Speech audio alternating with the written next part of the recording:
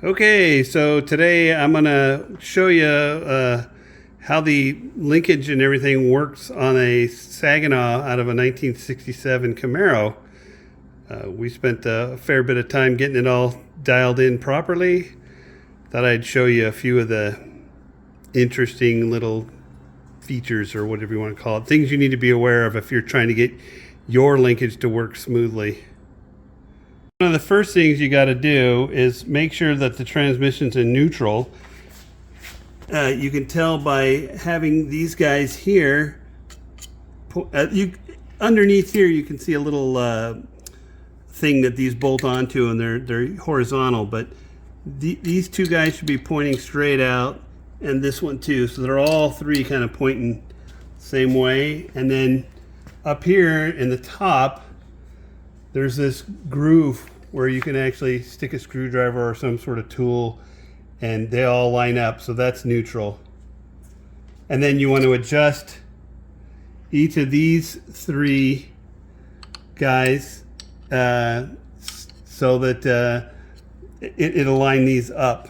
And what that allows you to do then is, when the car's in neutral, you can pull the shifter easily over between the different, you won't see anything here, but if I go for like first and second, you can see this guy, is that first or is that third and fourth? But anyways, you can see that moves this one, and then if I move out, I do the next one up, so that's the 1, 2, and then if I need reverse, I pull more, and then the third one goes.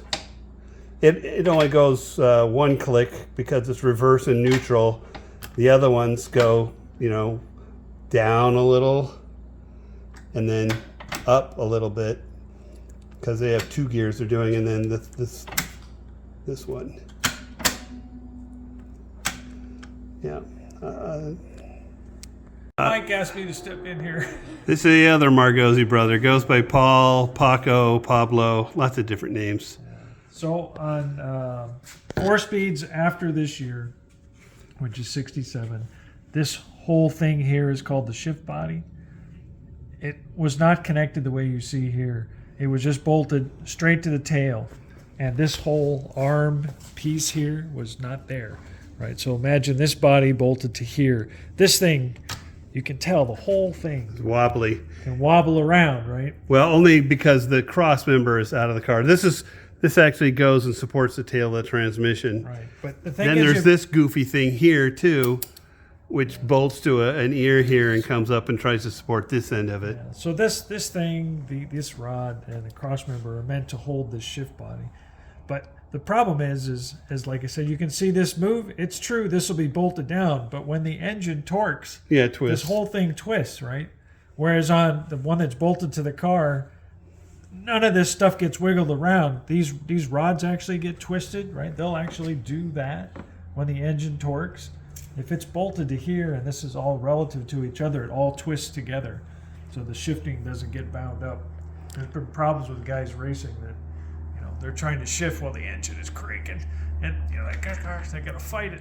Didn't you believe any of that?